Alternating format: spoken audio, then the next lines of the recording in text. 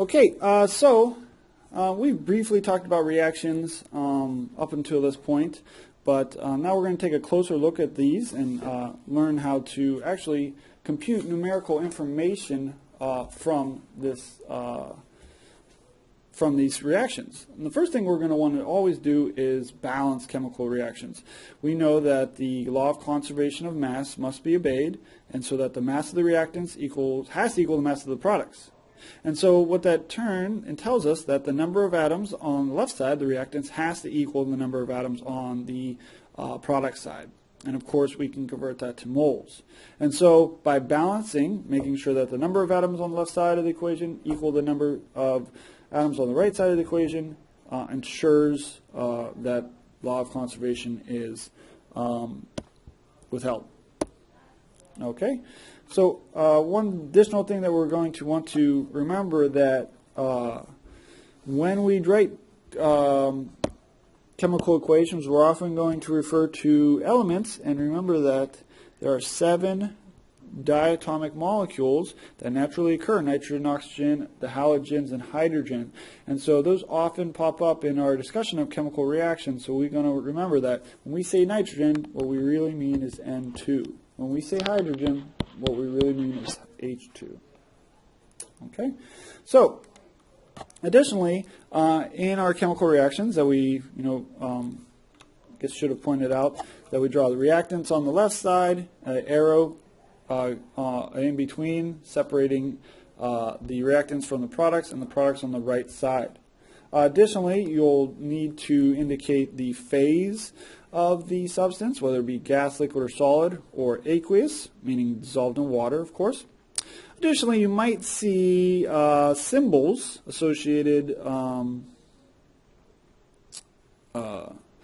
with the equation, usually above the arrow, going from left to right. And if you see a delta sign, that might be heat. If you see H nu, that might be we need photons, i.e. light. We might need to use current, so you might say electricity, electrical, ELC. Okay. So if we want to get started balancing equations, we can go over a few pointers.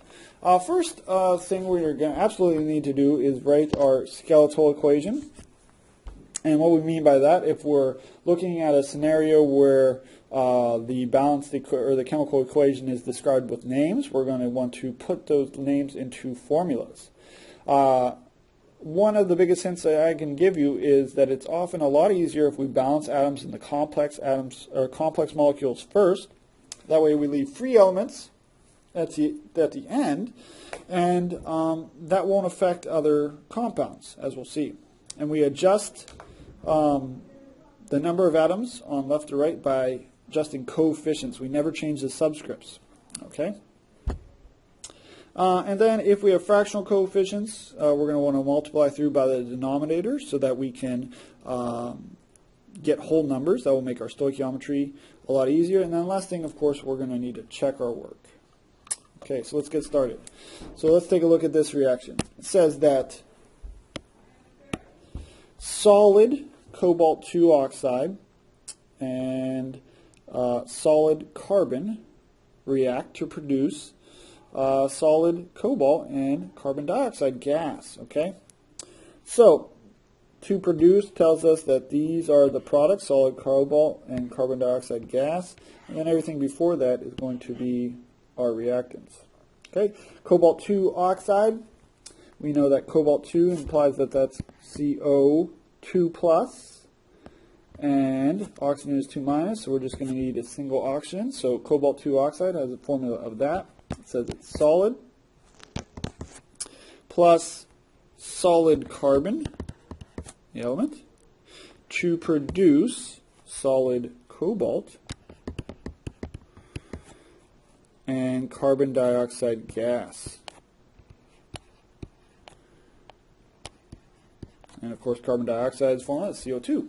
Okay, so because carbon and cobalt are both free elements, we'll stay away from those.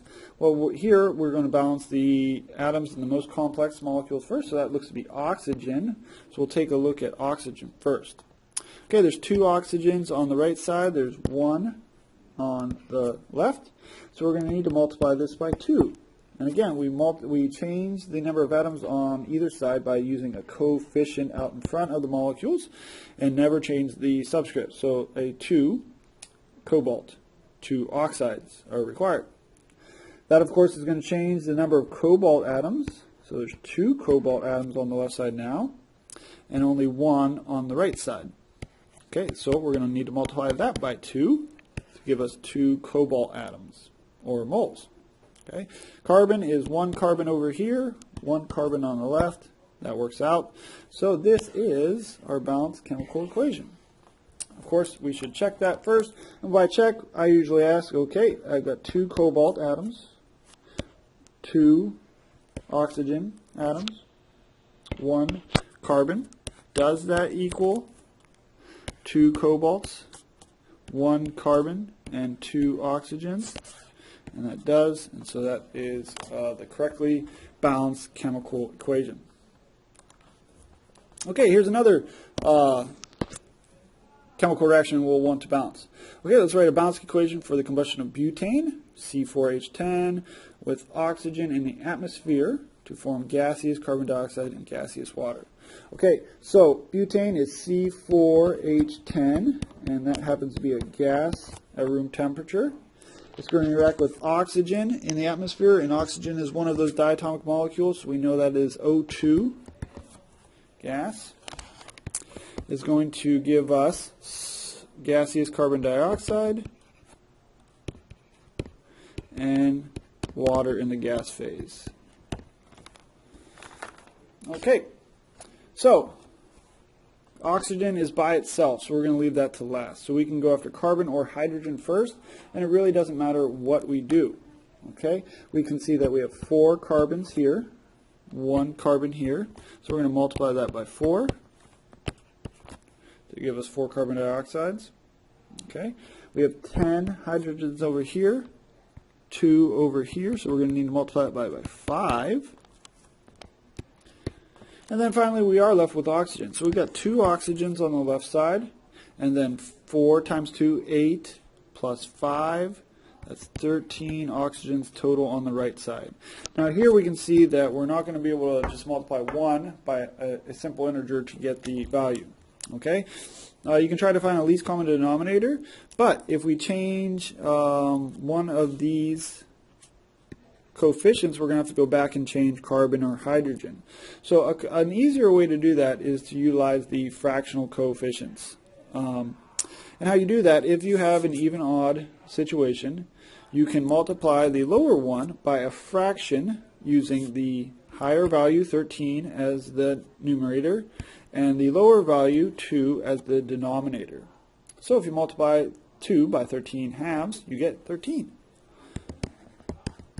So this is a quick and easy step to get us closer to the right answer, and we'll do that by multiplying through by the denominator 2 the whole thing so that we get rid of those fractional coefficients. So once you use a fractional coefficient to get things balanced, just get rid of it by multiplying through the denominator. So that's going to give us 2 butane molecules plus 13 oxygens yields 8 carbon dioxide molecules plus 10 waters. Alright, and of course we'll check.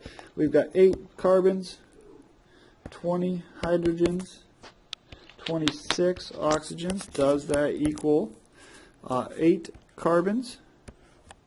8 times 2 is 16 plus 10, 26 oxygens plus 10 times 2, 20 hydrogens. Does that equal? And yes, it does. So here is our final balanced chemical equation. Okay, one additional aspect of balancing chemical equations that we're going to want to discuss is balancing polyatomic ions. And there's just a trick that if the polyatomic ion doesn't break up, it's a lot easier to think of it as one unit. So here we have polyatomic ion nitrate, and as we'll see, instead of thinking about balancing the nitrogen and 3 oxygens, balance the nitrate as one individual species. Okay, so we don't have any free elements, so we can go after any of our elements to start off with. Okay, we've got aluminum, 1 aluminum on both sides. We got 3 chlorines here, and only 1 here, 1 chlorine on the right. So we're going to need to multiply that by 3, of course. So that will give us 3 there.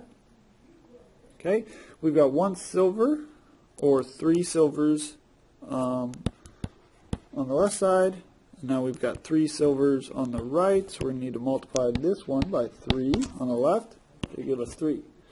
Now we come to that polyatomic ion. On the left side I have 3 nitrates, 3 NO3 minuses. And on the right side I have 3 nitrates, 3 NO3 minuses. Okay, and so those are balanced. And again, so instead of thinking about individual elements within a polyatomic ion, if it doesn't break up, if it doesn't change, just balance it as one species.